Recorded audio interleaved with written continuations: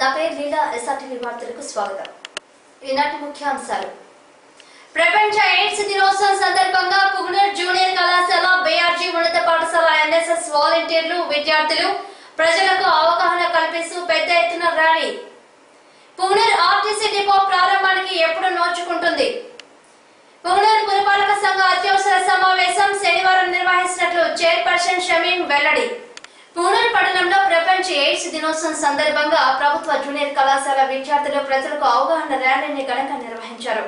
ఈ సందర్భంగా ఏర్పాటు చేసిన సమావేశంలో డాక్టర్ బి సుందరం, ఎన్ఎస్ఎస్ అధ్యాపకుడు మురళి, కళాశాల ప్రిన్సిపల్ జగన్మోహనాచార్యులు తదితరులు మాట్లాడుతూ ప్రపంచ వ్యాప్తంగా 2007లో ఎయిడ్స్ వ్యాధి బాధితులు 4 కోట్ల మంది ఉండేవారని, అయితే సామాజిక పరంగా ఈ వ్యాధిపై విస్తృతంగా అవగాహన కల్పించడం వలన ప్రపంచ ఆరోగ్య వైద్య శాఖ పరంగా ఔషధాల వినియోగంలోకి తీసుకురావడంతో తాజా గణాంకాల మేరకు ఈ వ్యాధిగ్రస్తుల సంఖ్య క్రమేపీ తగ్గుముఖం పడుతుందని వారు వివరించారు. భారత్లో మొట్టమొదట 1986లో హెచ్ఐవి కేసును చెన్నైలో నిర్ధారించారు. ఎయిడ్స్ వ్యాధి అంటురోగమేమీ కాదని, అయితే స్త్రీ పురుషులు ఈ వ్యాధి పట్ల అవగాహన పెంచుకోవడం ఎంతైనా అవసరమని వారు సూచించారు. అలాగని ఈ వ్యాధి మానవాల పాలిట అత్యంత ప్రమాదకరమైందనడం నగ్న సత్యమని వారు తెలిపారు. హెచ్ఐవి రోగులు సంబంధిత మందులను సక్రమంగా వాడడం వలన వారి జీవితకాలం మరింత పొడిగించడం జరుగుతుందన్నారు. ఈ కార్యక్రమంలో కళాశాల అధ్యాపకులు, విద్యార్థులు, ఎన్ఎస్ఎస్ వాలంటీర్లు పాల్గొన్నారు.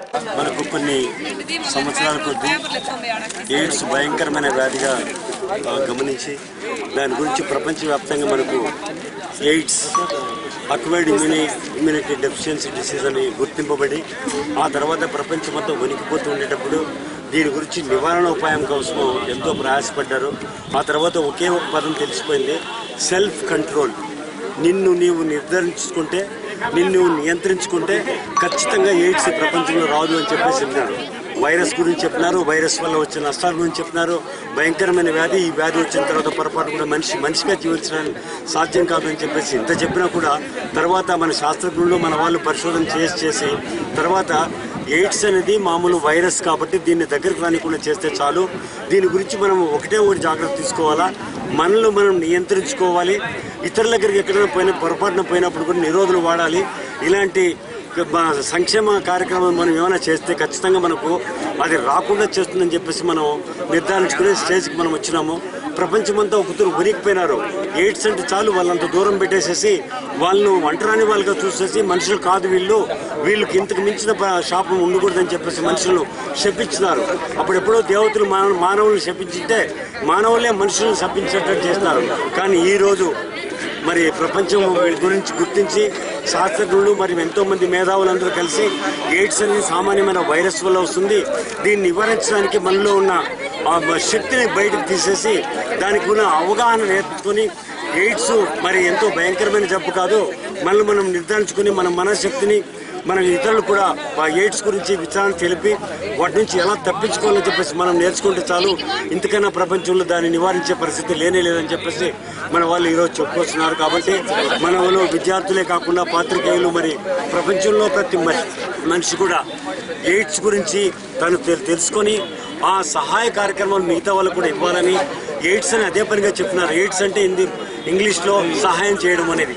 కాబట్టి ఈ రోగాన్ని నివారించడానికి, రాకుండా ఉండడానికి వచ్చిన వాళ్ళు మానవత్వంతో సద్భావంతో వాళ్ళు స్వీకరించి వాళ్ళు నివారించి వాళ్ళ మనుషులుగా గుర్తించేటట్టు చేయాలని మనమందరూ కంకణం కట్టుకొని ఈరోజే కాదు రాబోయే కాలంలో అందరూ కూడా మనిషిని గుర్తించి ఈ రోగం రాకుండా నివారించడానికి కావాల్సిన అవగాహన, ఈ ఎయిడ్స్ గురించి అవగాహన మనకు ప్రజలు తెలపాలని మనమందరూ శాయశక్తిగా ప్రయత్నం చేద్దామని, దీన్ని నివారించడానికి కాలేజీ పిల్లలు, ప్రిన్సిపల్ ప్రతి ఒక్కరూ తమ బాధ్యతలు నిర్వహించినప్పుడు ఖచ్చితంగా 100కి 100 నివారించవచ్చని ఖచ్చితంగా చెప్తున్నాము. Thank you very much.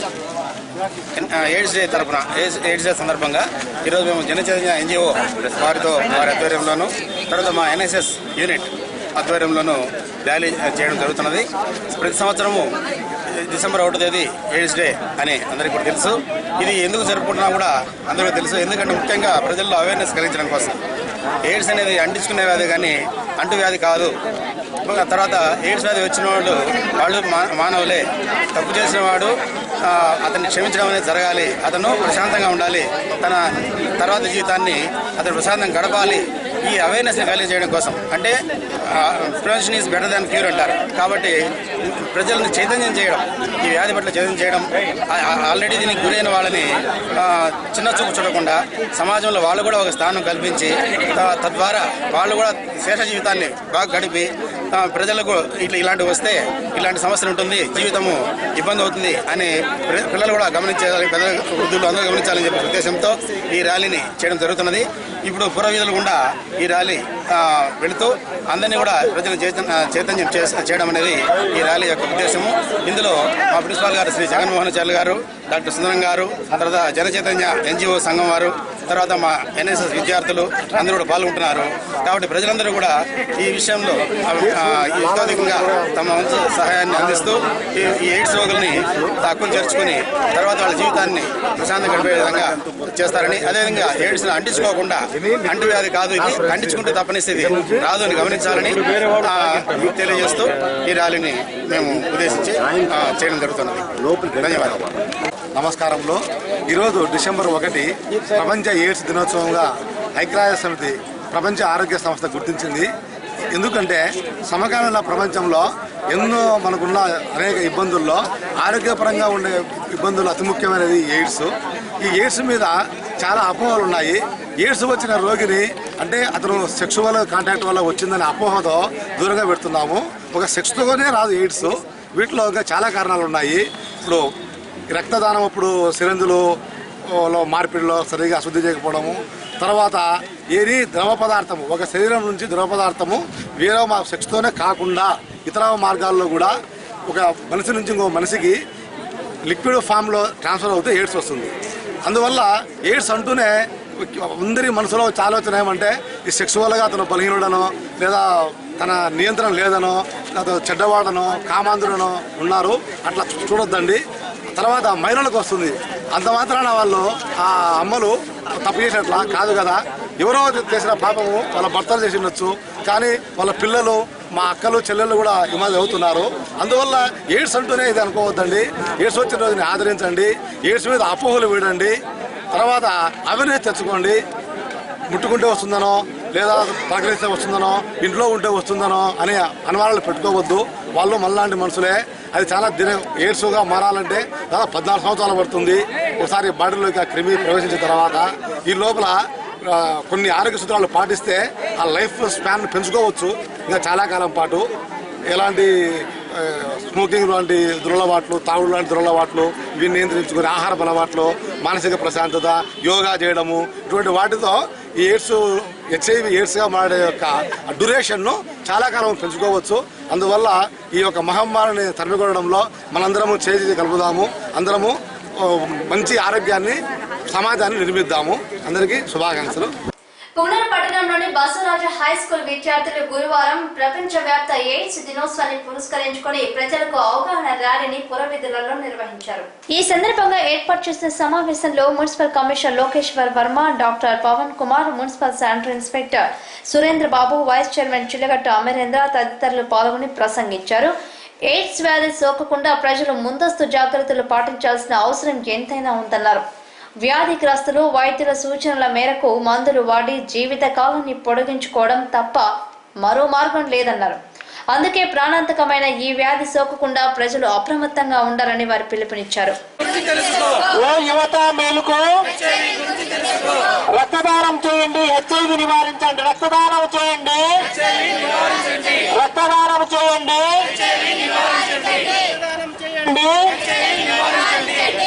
రక్తదానం చేయండి.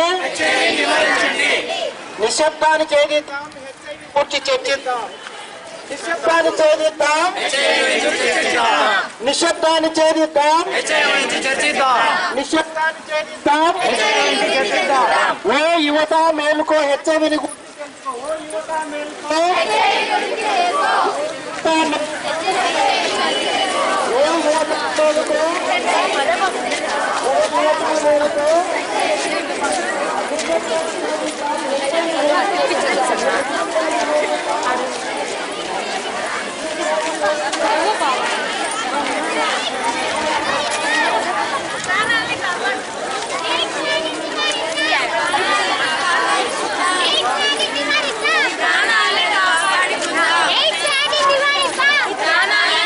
సరస్వతి అనుగ్రహ కృపా కటాక్షాలు మెండుగా ఉండాలని చెప్పి ఆశీస్సులు అందజేస్తున్నాం. ఇవాళ మనం ఇక్కడ ఎందుకు సమావేశమయ్యామ్మా? డిసెంబర్ 1 ఎయిడ్స్ డే సమావేశం అయ్యాం. దీంట్లో ముఖ్య ఉద్దేశం ఏంటమ్మా?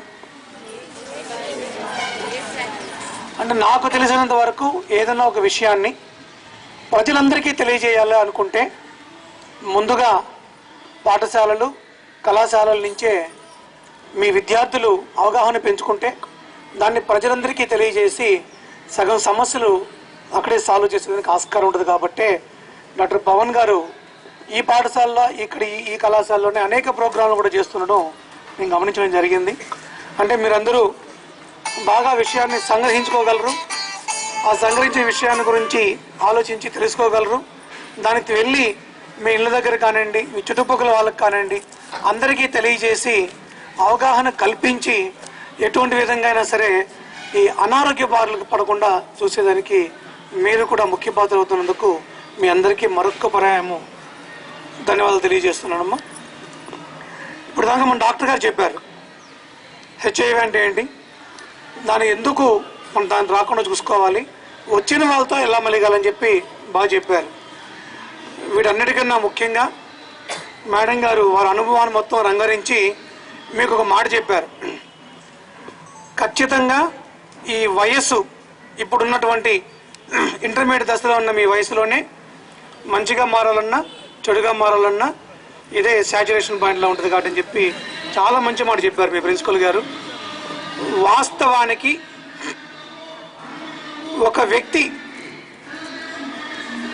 బాగుపడాలన్నా జీవితంలో చెడు వ్యసనాలకు లోని చెడిపోవాలన్నా కూడా 10వ తరగతి inter first second year degree first ఇయర్కి వచ్చే లోపల మాత్రమే ఈ 4 సంవత్సరాలు మీ జీవితాన్ని అధ్యాపకుల మధ్య ఉపాధ్యాయుల మధ్య క్రమశిక్షణలో మీరు కానీ మీ జీవితాన్ని మీ నడవడికని మార్చుకొని నడుచుకోగలిగితే ఖచ్చితంగా రాబోయే ఈ 4 సంవత్సరాలు మీరుంటే రాబోయే 8 దశాబ్దాలు కూడా అంటే మిగిలిన 80 సంవత్సరాల జీవితాన్ని కూడా నిజంగా చాలా అత్యంత ఉన్నతంగా మీరు జీవించేదానికి ఆస్కారం ఉంటుందని చెప్పి మీ అందరికీ తెలియజేస్తున్నానమ్మా.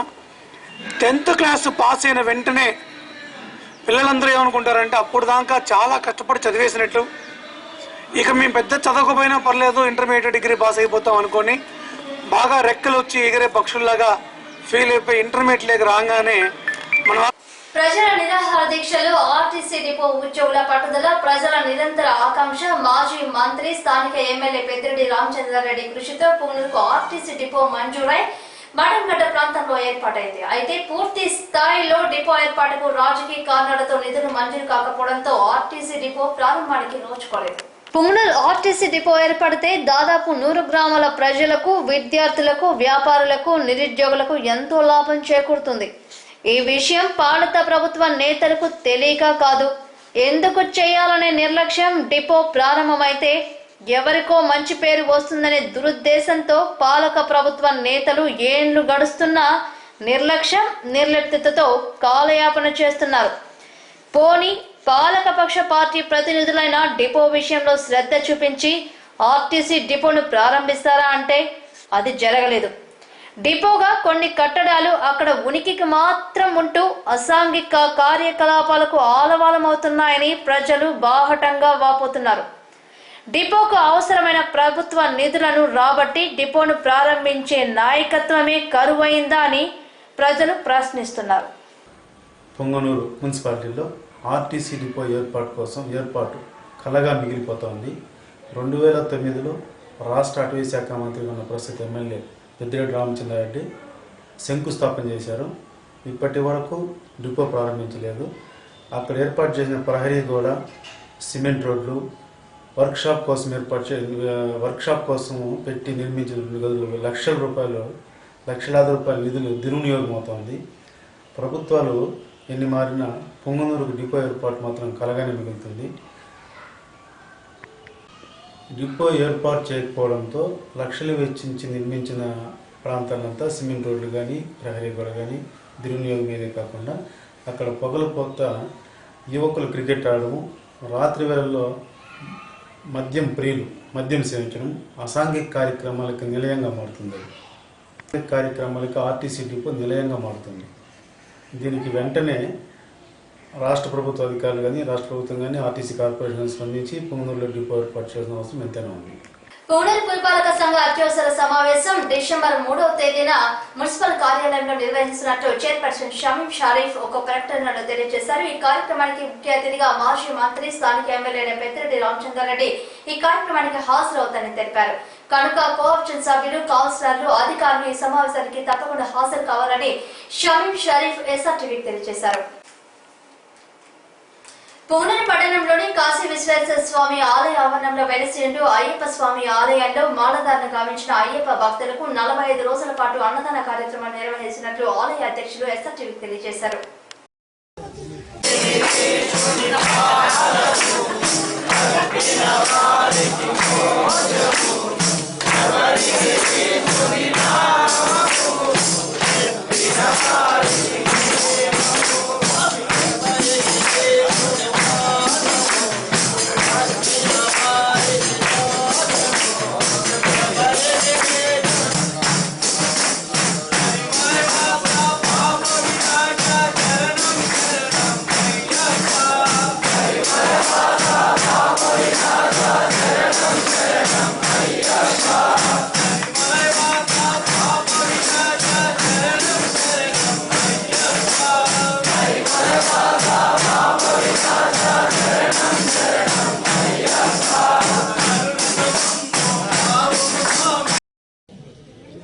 స్వామి రేపటి నుంచి గుళ్ళో 2వ తేదీ నుంచి అన్నదానము జనవరి 9వ తేదీ వరకు జరుగుతుంది.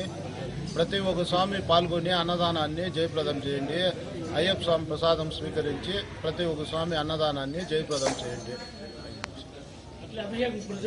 ప్రతిరోజు పైన గుడి పైన ప్రతి ఒక్క స్వామి ప్రతిరోజు అభిషేకం ఉంటుంది. పైన ప్రసాదాలు తీసుకొని ప్రతి ఒక్క స్వామి అభిషేకాన్ని జయప్రదం చేసి పోవచ్చు. స్వామి స్వామి శరణమయ్యప్ప.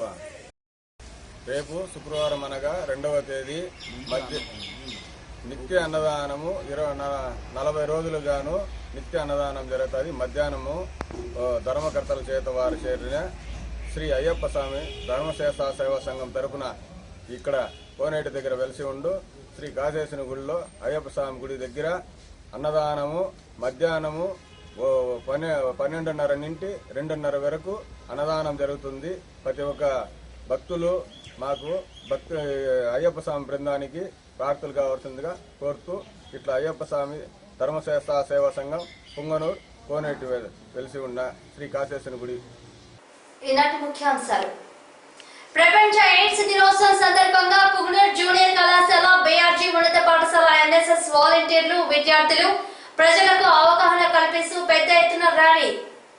పుంగనూరు ఆర్టీసీ డిపో ప్రారంభానికి ఎప్పుడు నోచుకుంటుంది? పుంగనూరు పురపాలక సంఘ అత్యవసర సమావేశం శనివారం నిర్వహించినట్లు చైర్పర్సన్ షమీం వెల్లడి. ఇవి ఎస్ఆర్టీవీ వార్తల్లోని ముఖ్యాంశాలు. మరిన్ని విశేషాలతో మళ్ళీ కలుస్తాం. అంతవరకు సెలవు. నమస్కారం.